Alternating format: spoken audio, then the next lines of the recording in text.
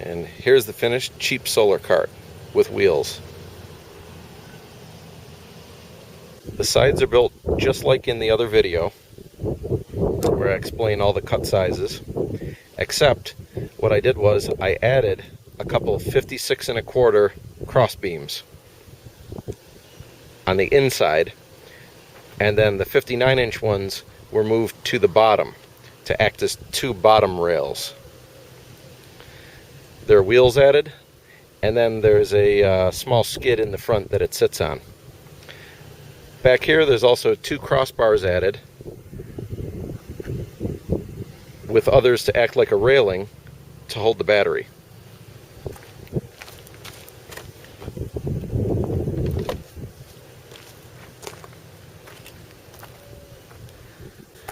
It's designed to allow access to the battery and have a little mount for the charge controller from the back side. So the solar panel sits up here, giving a little shelter to all the components. Also, I added a small tray over here and another crossbar so that you can put items down in here. So you come out of the cigarette lighter jack on here and you can go to many different things. The battery can also be turned around. The cover of this can also be switched the opposite direction, however you want to do it. You can also make the tray a little bit wider if you like. Main thing about having the battery back here, the battery is on the same center line as the wheels. So you can easily lift one end, and using the power of the lever and the wheel, you can roll this thing around pretty easy, even though the battery weighs about 60 pounds.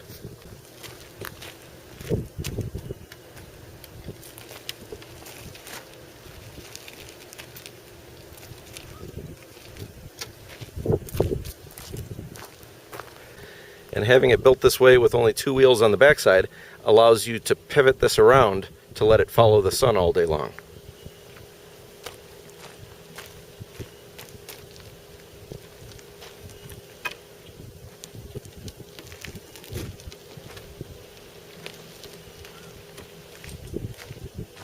You might only have to move it 3 times a day. Once in mid-morning, once around noon, and once towards evening. This can be customized for many different kinds of solar panels. All you need to do is make this bar longer and make the bottom bar a little bit longer, keeping the same angles and the same heights on these side parts.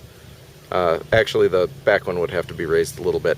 But basically, this thing can accommodate many different size panels. A lot of the newer panels are wider than this. So this design makes it pretty simple. You know, just keep the same angles and just change a few lengths here and there, and you'd be fine. You can also shorten this. If you've got a really short solar panel, you could make this thing half as long. And it's 32 inches wide down here, plus the wheels, so it'll roll through a 36-inch wide door. If you needed to, you could probably shrink the some of the bottom parts in a little bit, so you could get it to fit through normal doors and stuff like that. It's totally up to you. Here's another shot with the battery out. So basically, you have two main supports coming down like this, connecting under each of the two sides. You have an upper crossbar here, and two lower crossbars, which make kind of like an axle, and they're made to support the battery. Then two small 7-inch crossbars go in between to tie it all together. Screws going down in, screws going through the sides. And then this is just an accessory tray. You can move this anywhere you want. I also made a small bracket here to hold my charge controller in a vertical position up under the front, because you don't have to access that too much. And also, you'll notice this is very strong.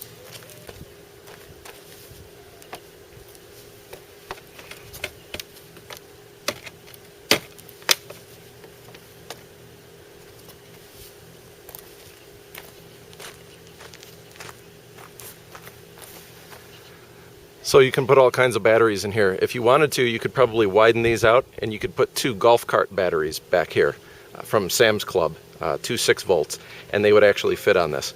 Another option too is Walmart has larger lawnmower wheels, and they're about $16 each. They're the big tall ones that you sometimes see on certain lawnmowers, and you could put those on here and then just go ahead and raise the front skid with some spacer blocks underneath it to accommodate the taller wheels, and this thing would roll easier across rough ground.